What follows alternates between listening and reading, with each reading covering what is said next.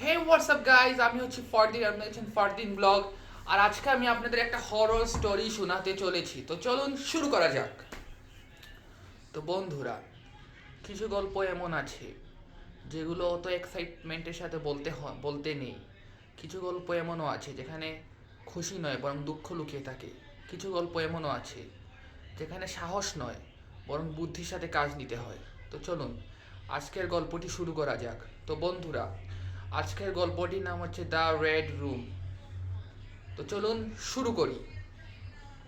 তো বন্ধুরা, কিছু ঘরে কিছু লুকানো জিনিস থাকে, কিন্তু আজকে যে গল্পটা বলবো সেখানে এমন একটা জিনিস লুকানো রয়েছে যেটা খুঁজতে নেই বা যেটার ব্যাপারে অতিরিক্ত আগ্রহ দেখাতে নেই। 2018 সালের গল্প। একটি পরিত্যক্ত বাড়িতে রেজা সিদ্ধান্ত নিয়েছিল যে সেই বাড়িটা ভ্রমণ করবে। সে একটি রুম যার নাম হচ্ছে রেড রুম, সেই রুমটা ভিজিট করবে।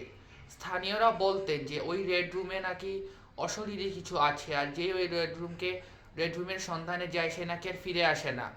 তো আমাদের রেজা এসবে বিশ্বাস করতো না, আর সে অতিরিক্ত আগ্রহ ও উত্তেজনা নিয়ে ওই মিশনটা কমপ্লিট করতে চেয়েছিল। সে দেখাতে চেয়েছিল যে আসল সত্যিটা কি। তো 2018 সালে মের 12 তারিখ রেজা সে ওই বাড়িতে ভ্রমণ করে। সে ঘরের দরজার তালা ভেঙে ঘরের ভিতর ঢুকে।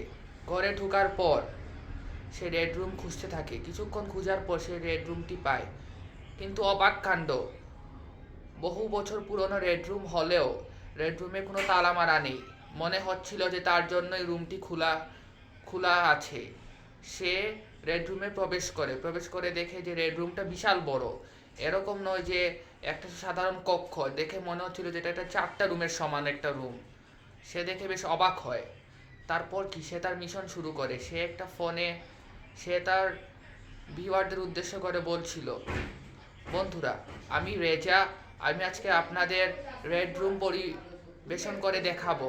বন্ধুরা, এখানে স্থানীয়রা যা বলে তার সত্যতা আজকে আমরা যাচাই করব। দেখব গল্পটা কি সত্যি নাকি মিথ্যা।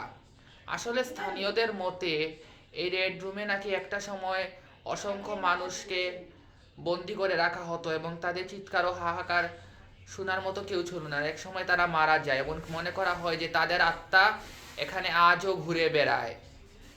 কিন্তু আমাদের রেজা এসবে বিশ্বাস করতো না। সে তার ভিউয়ারদের উদ্দেশ্যে বলে, বন্ধুরা, আমি এসব আজগুবি গল্পে বিশ্বাস করি না, আর আমি আপনাদের আজকে এই কক্ষের সত্যতা প্রকাশ করব।